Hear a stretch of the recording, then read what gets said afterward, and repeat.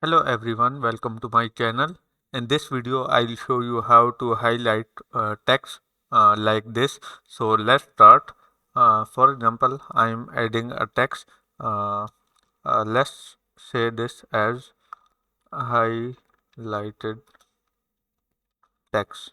So I want to highlight this whole text. So what I need to do is select this text and move to the option here, effects. Click here and you will see multiple styles here. So move to here, background, and select this one. So you will get something like this.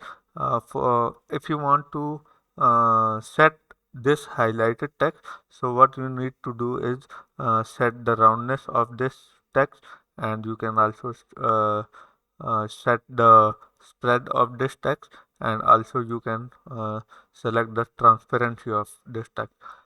If you want to change color, you can also change the color of this text highlight.